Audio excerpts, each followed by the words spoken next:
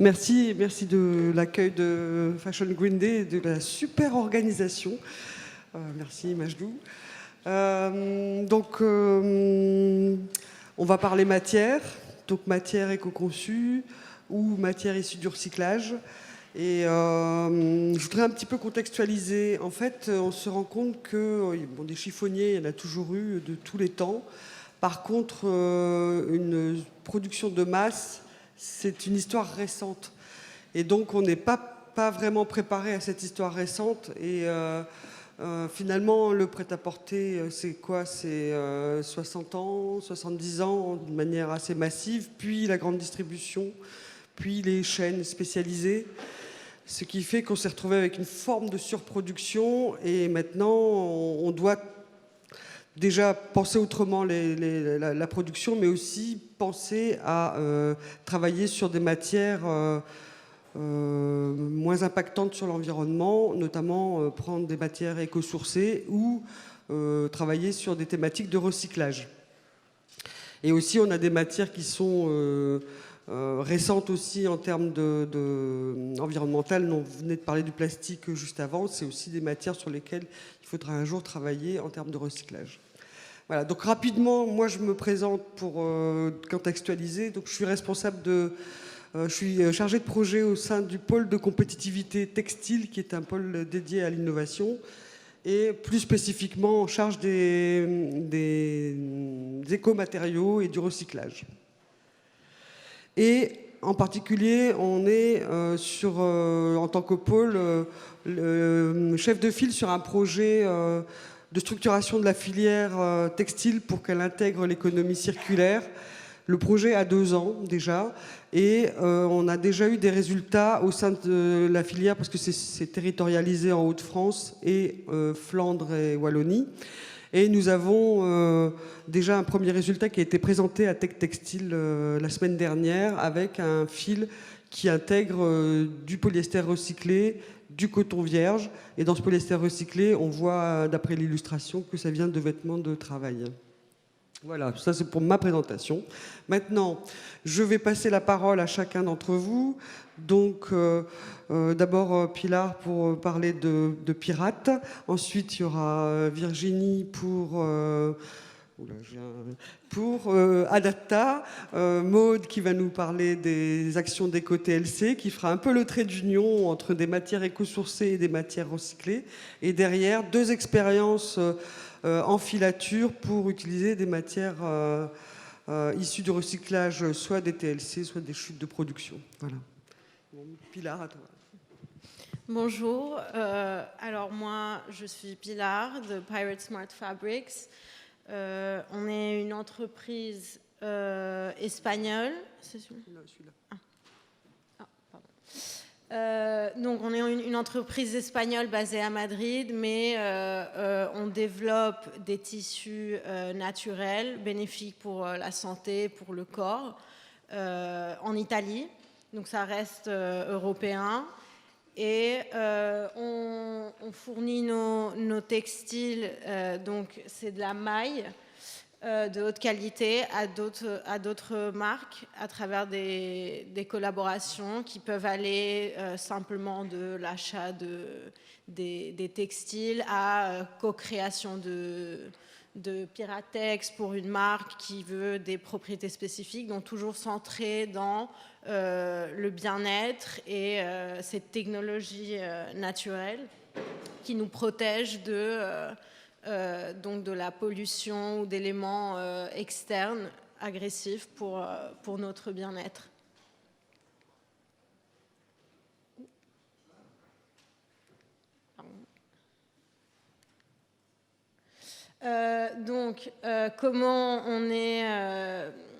Comment on produit de façon durable, parce qu'on est toujours très centré dans le bien-être, pas seulement du corps, mais aussi de la planète, bien sûr.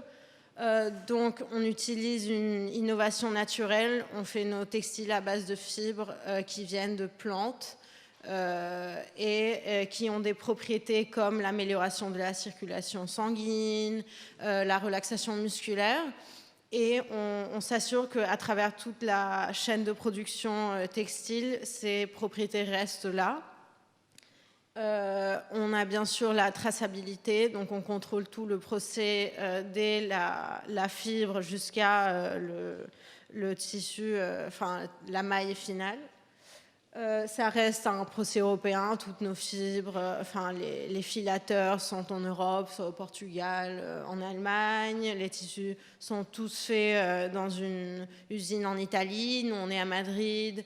On fait même des petites productions pour certains clients. On travaille beaucoup avec des gyms ou des studios de yoga, par exemple, qui n'ont pas une chaîne de production textile. Nous, on peut faire ça pour eux. On peut designer pour eux, on peut co-créer une collection capsule. On fait tout ça depuis notre bureau à Madrid. On a même un atelier in-house. Après, bien sûr, la durabilité de nos textiles. Donc, on veut toujours maintenir, faire un produit de haute qualité, de luxe, mais surtout qui va durer et qui va maintenir ses propriétés tout au long de la durée de la vie du produit. Et après, on offre aussi...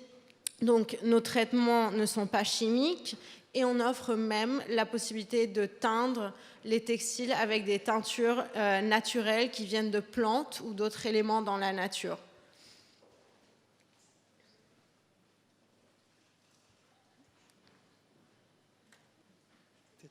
Oui. Et finalement, donc, il y a plusieurs façons. On travaille toujours en collaboration, comme Gore-Tex ou Swarovski. Toutes les marques qui utilisent notre technologie naturelle doivent et veulent communiquer sur le fait que c'est une maille Pyratex. On peut co-créer des collections. On a une flexibilité. On a notre propre marque de vêtements basiques athleisure unisex, et ça nous donne une flexibilité aussi au niveau créatif et de comment communiquer sur la technologie au client final. Donc voilà, si vous voulez me contacter après pour en savoir plus.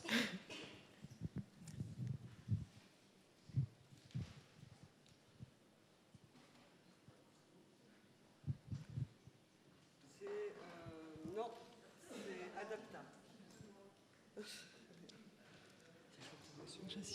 Il fonctionne, non. Donc, moi, je suis Virginie Ducatillon, j'ai fondé Adapta l'année dernière. C'est une solution innovante de cuir issue de stocks dormants de fournisseurs du luxe. Le but d'Adapta, c'est de pouvoir valoriser ces cuirs qui sont en fait pas utilisés et parfois même détruits pour leur redonner une seconde vie. Le but, c'est d'éviter le gaspillage et la surproduction. Et l'ambition, c'est de pouvoir, à terme, créer une plateforme digitale sur un même modèle qu'un vente privée, mais sur de la matière première et sur du B2B, pour revaloriser toutes les matières premières, donc du cuir en premier, et ensuite, on espère, d'autres matières. Ça part en fait, l'idée de l'entreprise, elle part d'une expérience, de mon expérience passée, dans le développement produit en maroquinerie, dans diverses maisons de luxe. Donc d'un côté, on a des fournisseurs de cuir, alors soit qui ont des stocks, soit les tanneurs, soit les fabricants de produits finis, soit les stocks centraux des maisons de luxe qui souhaitent du coup déstocker parce qu'ils ont trop de cuir qu'il leur reste, des fins de série. Ça peut être des cuirs qui n'ont pas matché à 100% avec des master couleurs, soit c'est des fins des lignes de prod qui sont arrêtées, donc il y a des cuirs qui restent chez les fabricants. Et de l'autre côté, on a en fait des créateurs, que ce soit des créateurs, des artisans, des créateurs ou même des marques moyen de gamme qui peuvent avoir aussi plus de volume, qui sont eux à la recherche de cuir de qualité en petite série et à des prix raisonnables. Donc le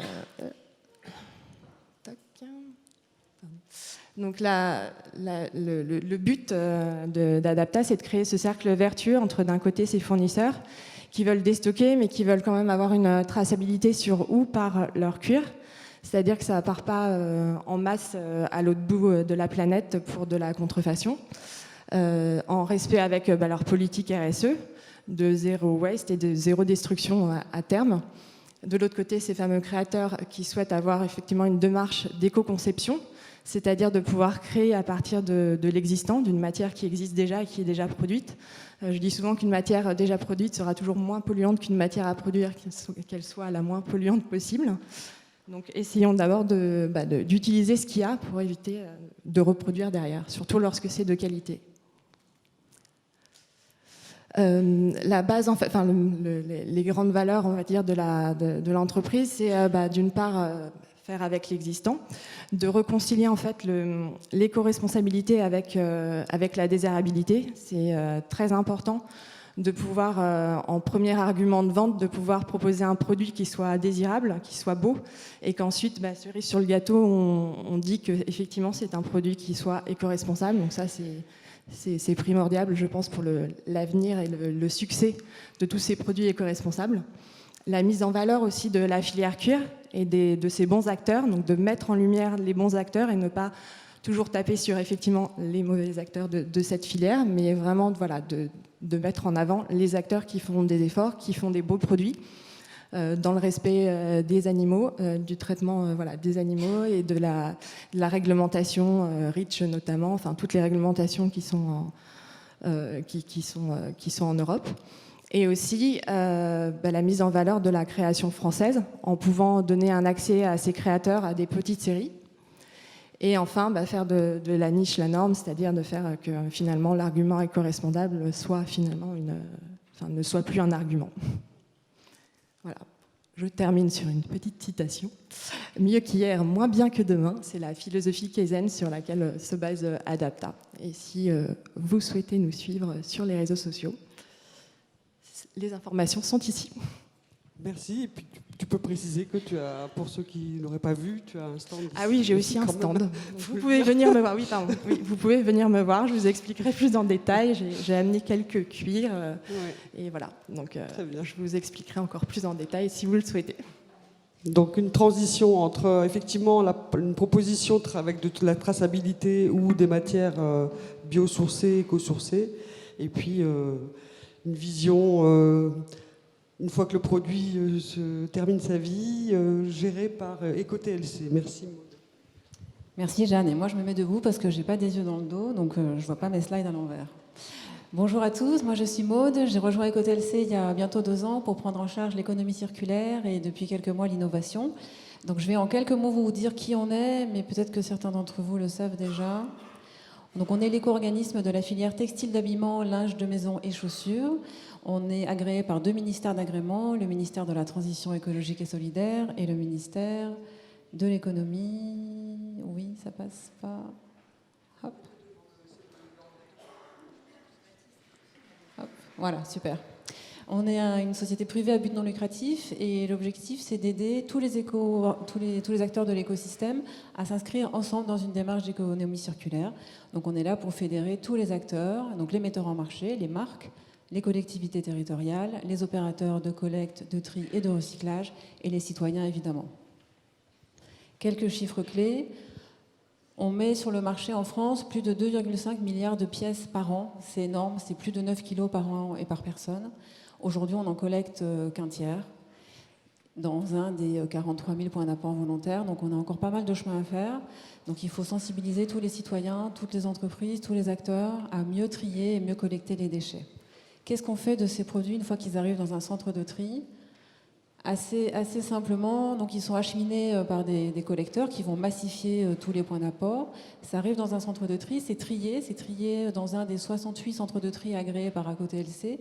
C'est un tri manuel, donc c'est des opérateurs qui sont devant un grand tapis, qui vont regarder les pièces une par une et qui vont décider si ces pièces-là ont une valeur marchande en tant que vêtements. Donc est-ce qu'elles sont réutilisables ? Et si oui, elles vont partir donc dans des plateformes de trading internationales. Plus de 90% des vêtements qui sont collectés en France, triés en France et qui vont avoir une valeur de réutilisation repartent ensuite sur des marchés internationaux. Ça représente environ 60% de ce qui est collecté et trié.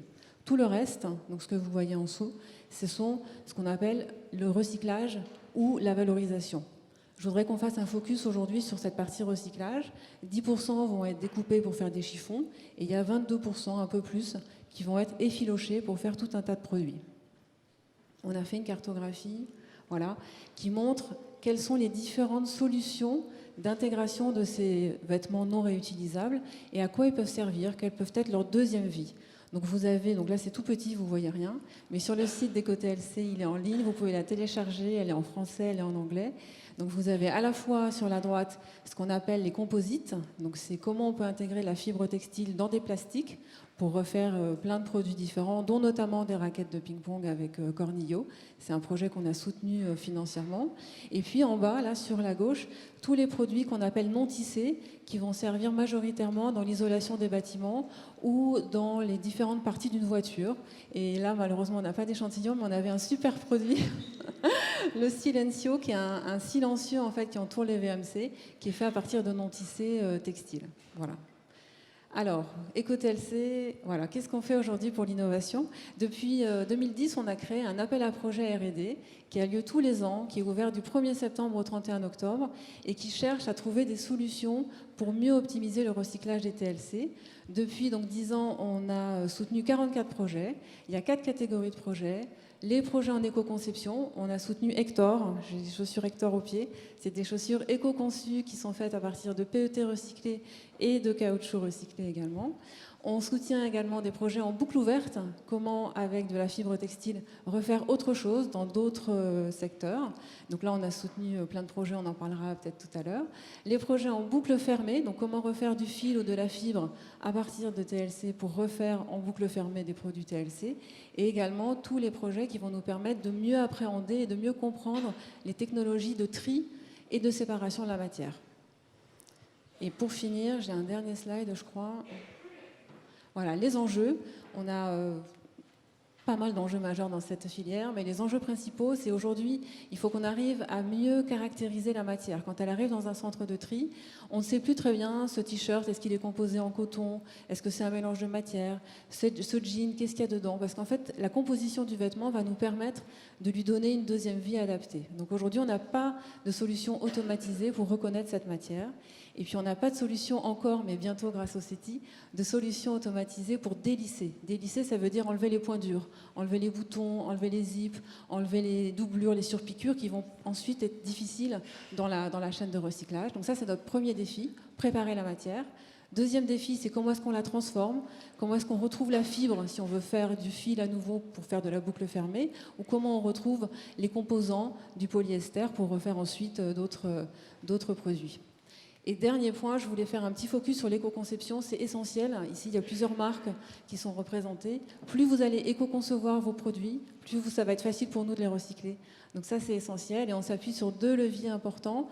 Le centre de ressources de l'ADEME, qui sera ouvert d'ici 1 an, et qui sera une base de données incroyable, essentielle sur l'éco-conception. Donc surtout, allez-y dès qu'elle sera ouverte. Et puis nous, on a lancé cette année un grand chantier. On a décidé de lancer une plateforme d'éco-conception. On est accompagné par l'association Auré pour nous aider à développer cet outil qui sera à destination des marques et aux équipes produits des marques, aux stylistes, aux acheteurs, aux modélistes, aux designers, pour vous aider à mieux appréhender cette grande thématique de l'éco-conception et vous aider à mettre en œuvre de façon pratique des vrais changements au sein de vos structures pour faire des produits mieux conçus, c'est-à-dire qu'ils vont intégrer des matières recyclées, qui seront plus durables et qui seront surtout mieux recyclables. Voilà, merci. Merci Maud. Donc, puisqu'on parle de solutions, je propose à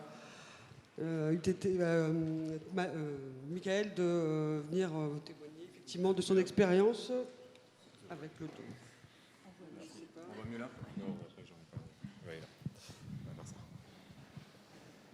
C'est plus pratique. Bonjour, donc je suis Michael Lemerge, donc je travaille chez UTT et donc UTT on est filateur teinturier, donc on va fournir les tricoteurs et tisseurs pour pouvoir faire du pull ou des tissus ou donc des chaussettes, toutes ces choses-là. Donc petite slide pour dire on a une volonté très forte d'aller donc de réduire l'impact environnemental de nos produits. Donc, juste pour... il y a 2 ans et demi, on s'est assis avec les dirigeants de l'entreprise et on s'est dit comment on fait pour aller encore plus loin dans la réduction d'impact environnemental de nos produits, sachant que c'est dans l'ADN de l'entreprise de chercher à réduire le maximum l'impact environnemental, puisqu'il y a un développement par exemple sur la teinture d'une station de recyclage des eaux, donc la teinture va utiliser de l'eau venant de cette station et qui va être renvoyée là-bas, donc c'est déjà quelque chose qui est très fort chez UTT. Et donc, on a réfléchi, on s'est dit, sur le cycle vide textile, les impacts, c'est donc la teinture et la matière. Donc la matière, on s'est dit, comment on fait pour réutiliser, puisqu'on a des matières qui sont disponibles à côté, donc comment on fait pour réutiliser ces matières.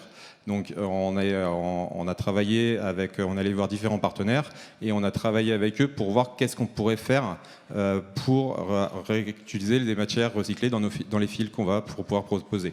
Donc on a travaillé là-dessus en ayant toujours en point essentiel le fait d'avoir des fils de qualité où on pourrait avoir une traçabilité et en essayant d'avoir les prix les plus adaptés possibles au marché pour pouvoir les proposer sur le marché. Donc on a une première... on a un fil qui a été développé en utilisant du jean post-consumer, donc c'est du jean européen. Ensuite, il va être donc dans ce fil, il y a du jean européen. Après, il y a de la bouteille, du polyester recyclé à partir de bouteille, et tout ce qui est effilochage du jean, filature, teinture, tout est dans un rayon de 400 km autour de Tourcoing.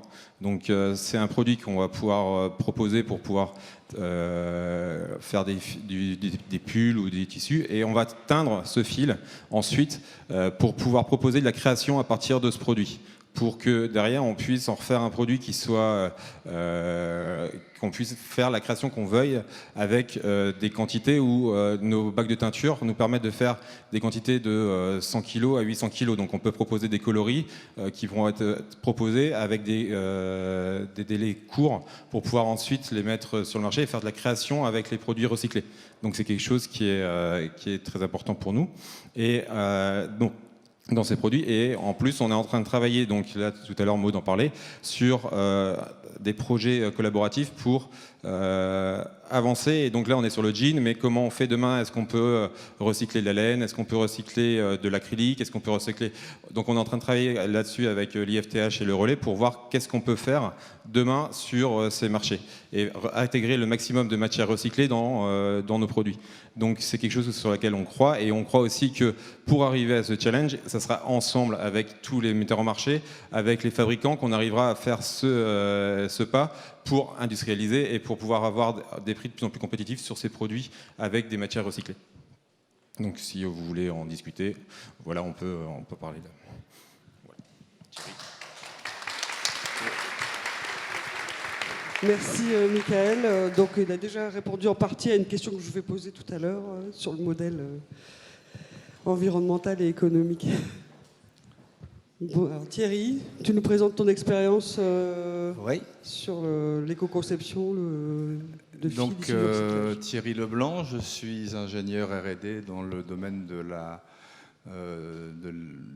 du développement durable au CETI. Donc le CETI, ça se trouve à peu de distance d'ici, c'est à 2-3 km.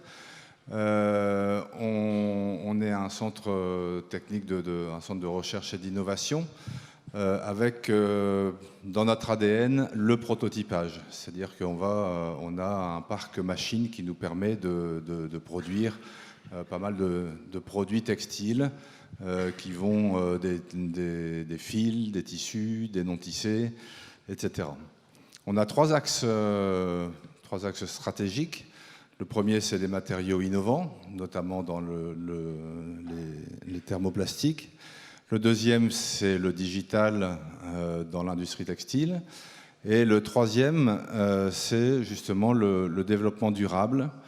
Et cet axe stratégique, en fait, a été initié suite à la demande de nos clients qui sont de plus en plus préoccupés par le devenir de leurs produits en fin de vie, d'une part, et d'autre part, ces mêmes clients sont sont parfois préoccupés par l'approvisionnement en matières premières, notamment en coton par exemple. Ils ont tendance à croire que le coton va être de plus en plus cher, les surfaces de culture vont diminuer, ça commence déjà, et donc pour assurer je dirais, la qualité et le confort des produits qui sont actuellement en coton, ils se sont dit qu'une source de coton non exploitée actuellement, ou très peu exploitée, ce sont les vêtements usagés ou les chutes de production. Donc voilà comment on en est venu à s'intéresser à ce sujet.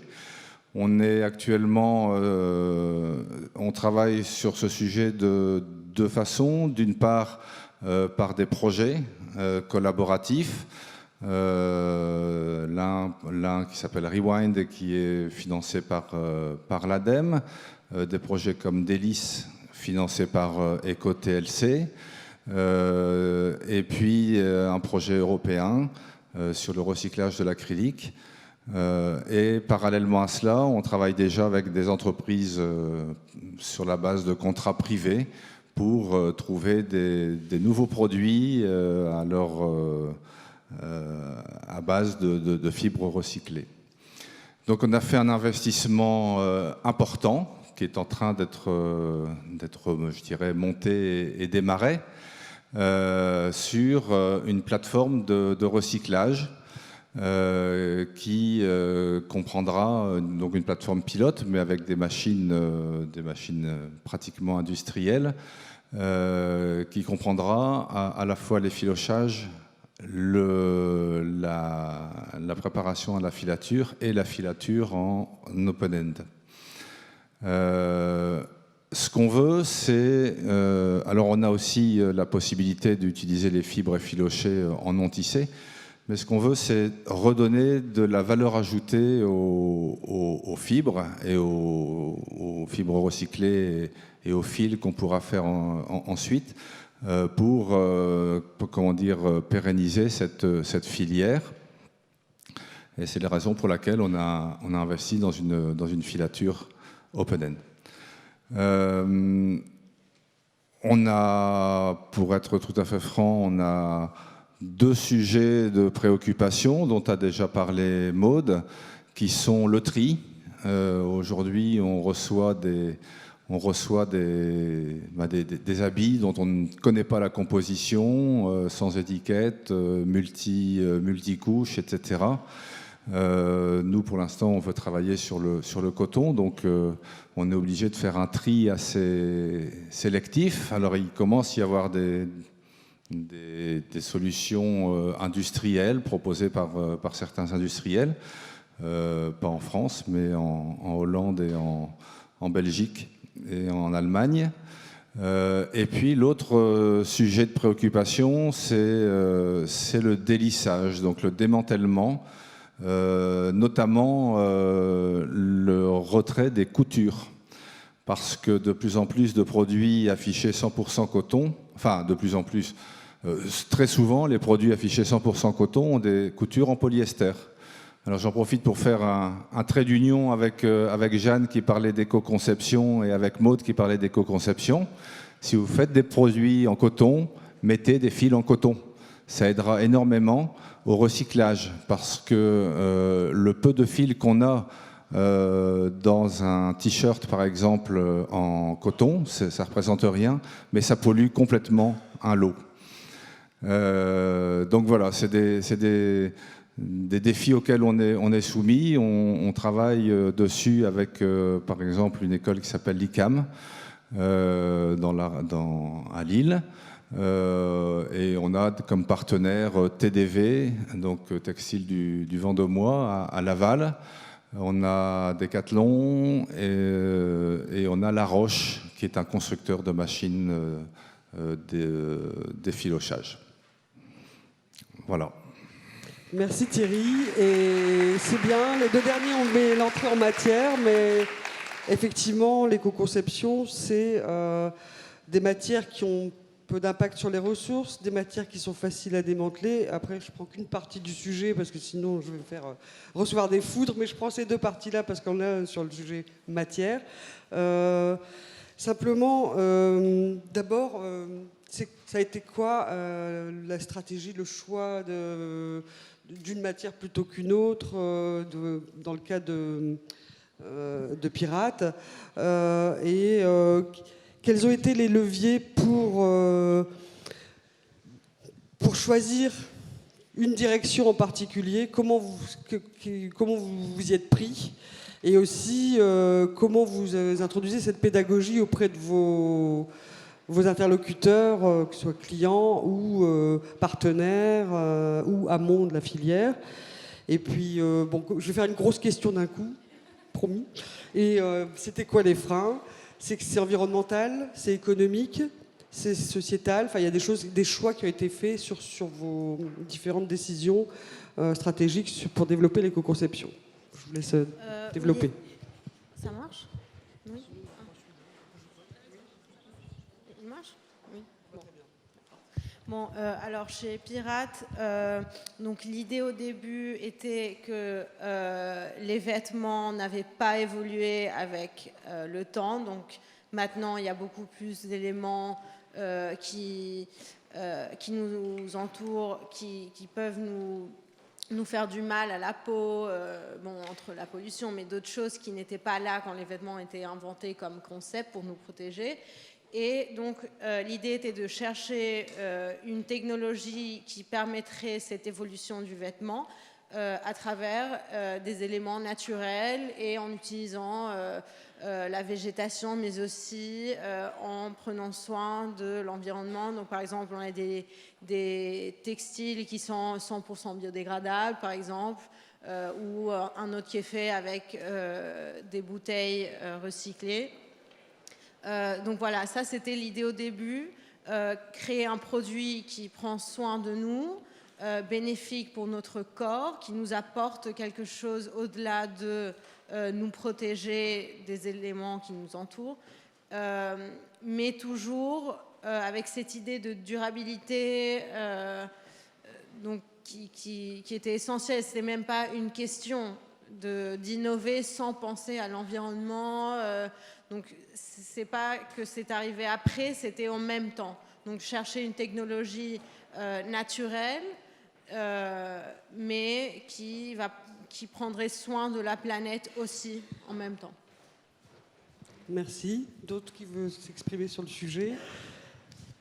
Moi, du coup, c'est de mon expérience dans la maroquinerie, du coup, qui m'a fait. Enfin, j'avais du coup je connaissais les fournisseurs, les tanneurs, les fabricants, les maisons de luxe. Donc, j'avais ce carnet d'adresses de ce côté-là. Après, il fallait que je teste côté créateur. Il fallait que je teste le besoin et ça a été en fait testé assez rapidement parce que j'avais organisé une vente chez un incubateur à Paris qui s'appelle ADC et en 3 jours j'avais 25 créateurs qui ont pris rendez-vous pour avoir un conseil aussi personnalisé parce que le but aussi d'Adapta c'est aussi d'avoir un conseil et une pédagogie autour du cuir pour bien expliquer ce qu'est la matière cuir. Et voilà, et s'adapter aux différents univers créatifs des différents créateurs. Les freins, en fait, ils ont été plus du côté effectivement fournisseur, parce qu'il fallait que je les convainque de sélectionner en fait des cuirs. C'est-à-dire que moi, contrairement à des stockeurs, je ne vais pas récupérer des lots entiers de cuir de plus ou moins bonne qualité, mais je vais choisir en fait chaque cuir en plus petite quantité. Si possible au même prix, mais bon, forcément je l'achète à un prix plus fort. Mais voilà, mais le frein c'était vraiment de pouvoir les convaincre et du coup les convaincre grâce à cette question de traçabilité, à cette question de pédagogie autour du cuir, à cette question aussi de valorisation de leur savoir-faire et de leur matière et de la filière cuir. Et voilà, et puis les autres freins aussi, c'est du côté des maisons de luxe, même en ayant travaillé dans les maisons de luxe. Forcément, c'est des grandes structures. Pour l'instant, c'est toujours, voilà, je suis toujours en cours de mise en place d'un projet pilote chez certaines maisons de luxe, mais c'est vrai que moi, ayant aussi travaillé en étant opérationnelle, toutes les équipes RSE, effectivement, elles essayent de pousser, mais après, il y a le temps du personnel et des équipes opérationnelles qui fait que, voilà, elles ont déjà tellement de choses et de priorités à gérer, et tant que je pense qu'on n'aura pas mis une priorité dans la fiche de poste des opérationnels sur ces questions-là de revalorisation des stocks qui ne sont pas utilisés, ça mettra toujours pas mal de temps. Et voilà. Et troisième frein, pardon, c'est aussi sur les questions les freins aussi côté maison de luxe, c'est-à-dire que le cuir de très bonne qualité est de plus en plus rare. C'est pour ça d'ailleurs que les maisons de luxe ont verticalisé leur approvisionnement et ont racheté les tanneries, c'est pour avoir un accès justement à ces plus belles peaux.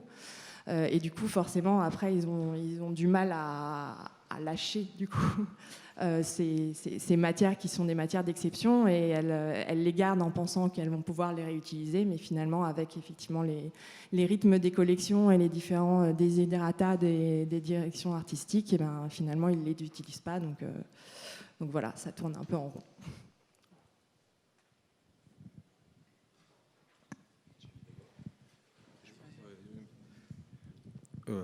Donc nous, au niveau de la conception des produits, au niveau des problématiques qu'on a eues, et en fait tout à l'heure Thierry en parlait bien, au niveau de quand on est sur le jean avec les coutures en polyester, etc. C'est pour ça qu'on a rajouté nous des polyesters dans le produit qu'on voulait faire, puisqu'au départ on était parti sur un coton avec du lyocell, et on s'est rendu compte qu'en le teignant on avait ces coutures de polyester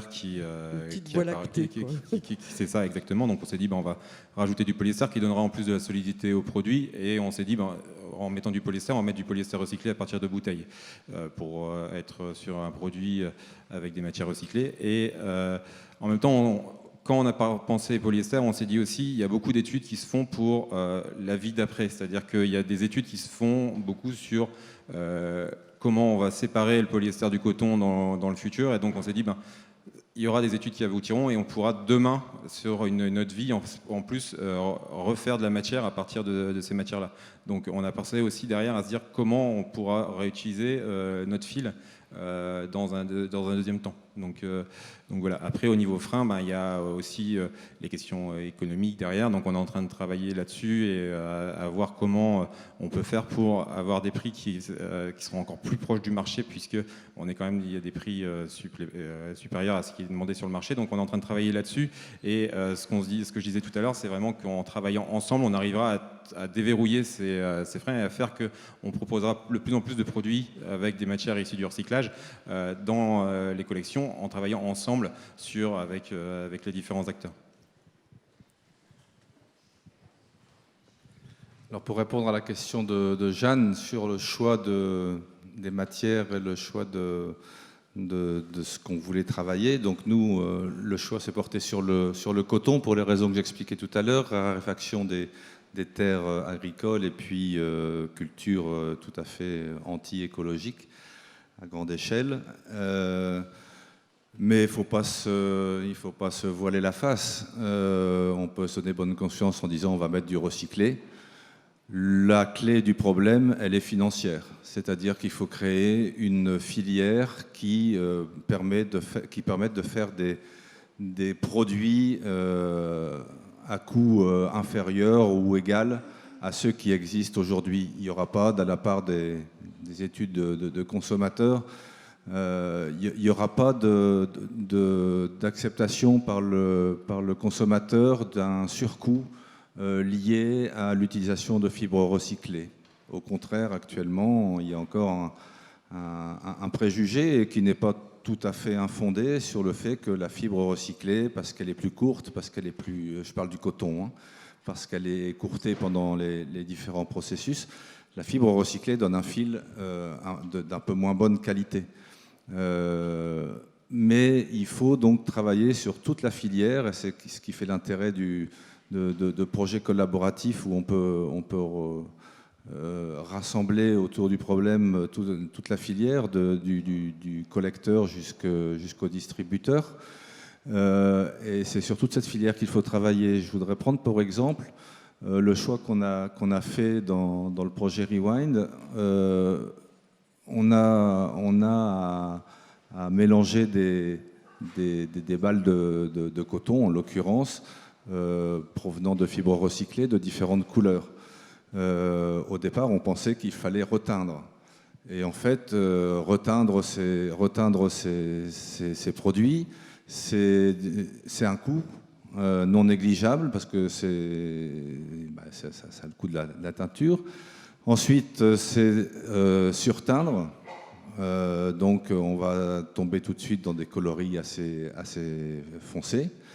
Et donc, nous, on a pensé que l'une des solutions, c'était peut-être à partir d'un stock de produits, de balles, dont les caractéristiques colorimétriques sont connues, d'avoir un logiciel qui permette de dire, eh ben voilà, pour avoir cette cible de coloris, il me faut prendre 30% de cette balle-là, 20% de celle-ci et 40% de l'autre, et à partir de là, refaire une couleur. C'est ce qu'on a qualifié de teinture sèche, je ne sais pas si ça existe comme terme, pour éviter cette teinture et éviter un surcoût. Donc ça impacte vraiment toutes les étapes de production des étoffes textiles. En fait, l'idée là, c'est qu'il y a deux écoles. Il y a une école, il faut teindre quand même parce qu'il y a un risque de rencontrer des fibres de polyester, ou de toute façon parce que dans le modèle, on veut une gamme plus large. Et puis une autre qui est plus sur la partie, je prends les fils et je les transforme en l'état, quoi. Je vais laisser la parole au public parce qu'on est dans un temps très court. Je vais plein d'autres questions, mais je vais d'abord laisser vous exprimer. Est-ce que vous avez des questions ? Sinon, je continue les miennes.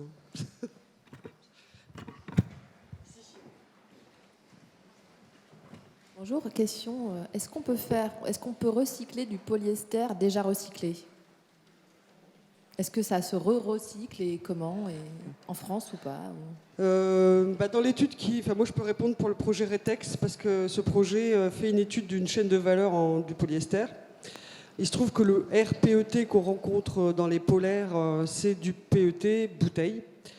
En tout cas, c'est ce qui est revendiqué. Donc ceux qui auraient fait du recyclé à partir de textiles, moi personnellement, j'en ai pas vu. Parce qu'il y a une grande variété d'aspects de polyester dans les textiles fin de vie. Et donc, il faut encore étudier leur recyclabilité sous forme de fibres. Et donc, c'est à l'étude dans le projet Retex. C'est de pouvoir faire un constat de leurs aspects différents. Alors, nous, on a pris d'abord des chutes de production de la filière textile, puisqu'il y avait déjà un bon gisement disponible.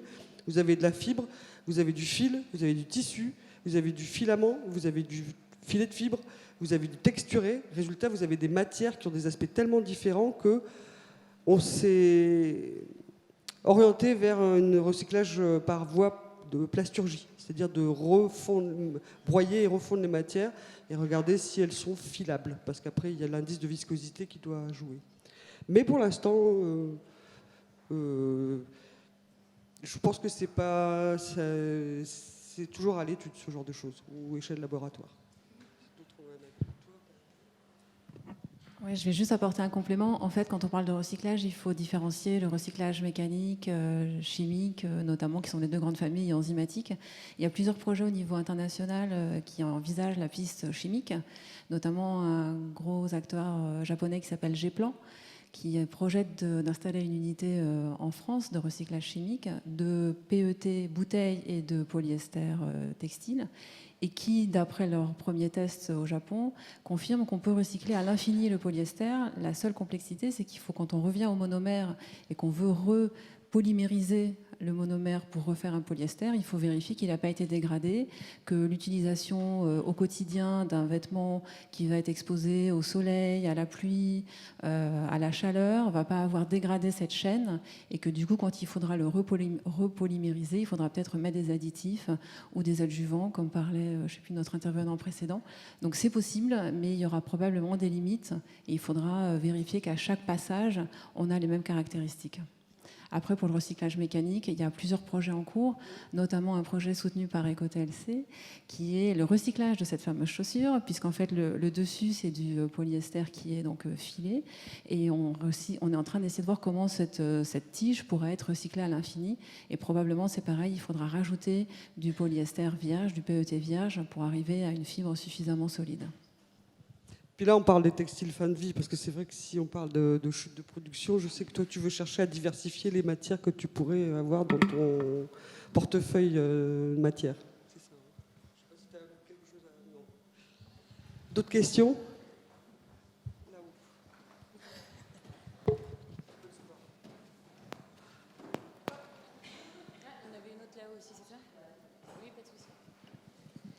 Bonjour, merci.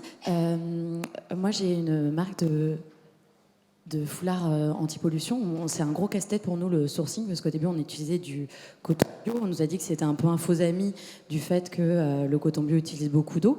Donc, on est passé sur du polyester recyclé. Donc, j'ai un peu deux questions en une. J'ai l'impression que c'est un peu un principe de vase communicant sur le choix des matières. C'est si on utilise moins d'eau, on va utiliser plus d'électricité, par exemple, pour recycler le polyester. Et puis, il vient évidemment de plastique qui lui-même a dû être produit à un moment.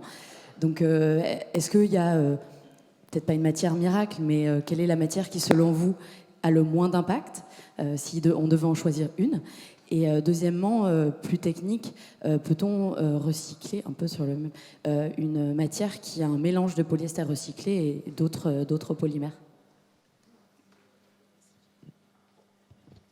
Je me permets de répondre au nom du projet en question, en tant que projet de structuration de filière. Alors, la première question, c'est la grande énigme, parce qu'il n'y a pas de solution miracle. Je pense que ceux qui parlaient de consommer moins étaient peut-être dans le vrai, en disant il faut consommer plus raisonnablement, ou il faut consommer des matières sur lesquelles on a une traçabilité. Je pense notamment à Pirate, des matières qui ont de toute façon une seconde vie, parce que sinon elles ne seront pas utilisées comme pour Adapta. Et après, recycler, ça c'est quand on a vraiment un article qui s'est usé ou qui ne peut pas être réutilisable en l'état, comme ce que j'explique dans la filière textile. Après, c'est ce que tu disais, ou c'est ce que fait EcoTLC, c'est d'aller vers des grands domaine de recherche. Et il y a, pour vous dire, effectivement, si vous faites projet européen recyclage, vous en avez une dizaine. Et il y en a énormément sur le recyclage chimique, parce que justement, ce serait une voie. Mais maintenant, je ne sais pas ton avis là-dessus. Je dirais que tous ces projets-là sont passionnants. On essaye d'être partenaire quand on peut, ou en tout cas de les suivre. Il n'y a pas de réponse facile, magique. Ce qu'il faut, c'est essayer de faire une analyse de cycle de vie de tous ces produits-là pour essayer d'avoir des résultats les moins impactants possibles sur l'environnement. Mais si je pouvais évidemment vous trouver une fibre magique, je serais milliardaire. Donc c'est pas le cas aujourd'hui. Ce qui est certain en revanche, c'est que les mélanges de matières sont plus complexes à recycler. Et on en parlait tout à l'heure avec Thierry, il faut savoir caractériser. Et ça, aujourd'hui, on ne sait pas le faire de façon automatique et rapide et du coup économiquement viable. Donc si vous pouvez essayer de trouver des assemblages qui soient compatibles, c'est-à-dire si vous prenez des matières synthétiques, mettez-les ensemble et les mélangez pas forcément avec des matières naturelles, parce que là, ça devient vraiment complexe. Mais en tout cas, si vous trouvez cette fibre, appelez-moi. Une dernière et après on doit arrêter parce qu'on doit rattraper le temps. C'est pas une question, je voulais juste intervenir sur ce que j'appelle une contre-vérité que j'ai entendue déjà 2 fois ici et qui dit que le coton bio consomme plus d'eau. À ma connaissance, je pense que c'est tout à fait faux. Et ce qui est plus important à prendre en considération aussi, le coton, je peux parler de l'Inde, il est planté juste avant la mousson. Je ne sais pas si vous êtes jeté en Inde quand il y a la mousson, mais c'est beaucoup d'eau qui tombe en même temps. Si vous avez un champ de coton conventionnel qui est traité aux pesticides et aux engrais chimiques, tous ces engrais chimiques, tous ces polluants vont dans le sol, dans les rivières, dans les mers. Et toute cette eau-là doit être considérée aussi comme étant perdue à cause de la culture de coton conventionnel. Donc c'est des millions de litres d'eau. Le coton organique, au début, doit peut-être avoir un peu plus d'irrigation parce que la terre n'est pas encore aussi organique, mais dès qu'elle le devient après 5 ans de conversion, la terre du coton biologique est beaucoup plus fertile, beaucoup plus organique et conserve mieux l'eau. Donc quand l'eau de pluie tombe sur le champ de coton organique, l'eau va faire une meilleure rétention d'eau et la plante va pouvoir plus longtemps profiter de l'eau qui est tombée sur ce champ-là. Donc l'équilibre hydrique du coton bio est très, très, très favorable. Donc il faut, je pense, rectifier cette vérité, enfin, cette idée reçue. Et il faut aider, par contre, il faut aider les... Bravo, hein. Mais par contre, il faut aider les agriculteurs qui se convertissent en bio, parce que pendant 3 ans, voire 5, je crois que c'est 5 ans, ils n'ont pas le droit de revendiquer du bio. Par contre, ils ont une chute considérable de production parce qu'ils ont une terre qui n'est pas préparée. Et en même temps, ils sont encore estimés comme étant conventionnels alors qu'ils n'ont pas mis de pesticides pendant 5 ans. C'est de la conversion, mais ils ne peuvent pas le revendiquer en bio. Bonjour. Ma question est pour Pirate. Là. En fait, j'aurais aimé en savoir plus sur l'origine de votre fibre. Vous avez dit qu'elle était naturelle et réalisée à partir de plantes. Quel type de plantes, si vous pouvez en dire plus? Merci. Oui, alors nous, on travaille avec plusieurs fibres différentes. Donc, chaque tissu a des propriétés spécifiques bénéfiques pour le corps ou la santé en fonction de la fibre utilisée.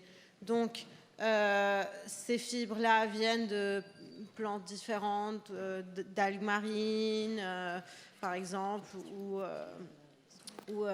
du bois. Enfin, ça dépend. Et en fonction de chaque plante et de chaque fibre utilisée, ces fibres-là vont conserver leurs propriétés tout au long de la chaîne de production.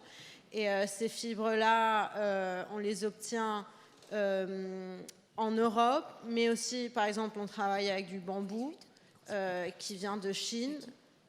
Bien sûr, on a toute la traçabilité de la matière, donc même si la matière parfois ne vient pas d'Europe, elle vient de producteurs qu'on sait, ils sont certifiés, on sait d'où vient, comment ils plantent ces arbres-là, comment ils sont traités, voilà. Merci. Dernière question. Pour ma part, j'ai une inquiétude en ce qui concerne la présence de substances chimiques dans des proportions supérieures à la réglementation REACH, par exemple, dans toute cette partie matières recyclées, que ce soit des matières recyclées sous forme de fibres, de déchiquetage, ou que ce soit un recyclage chimique. J'ai un exemple précis, un fournisseur de cintres qui nous a dit écoutez, moi j'utilise effectivement des plastiques recyclés et dedans je les ai testés parce que nous testons tout et j'ai trouvé la présence de retardateurs de flamme. Alors que les retardateurs de flamme sont interdits, on est bien d'accord, enfin un certain nombre, et donc on n'est pas censé en trouver dans nos textiles. Donc effectivement, tout ce qu'on va recycler, on ne sait pas d'où ça vient, et tout le monde n'a pas forcément le même degré d'exigence en termes de tests. Donc voilà, c'est une question large et certainement peut-être sans réponse aujourd'hui.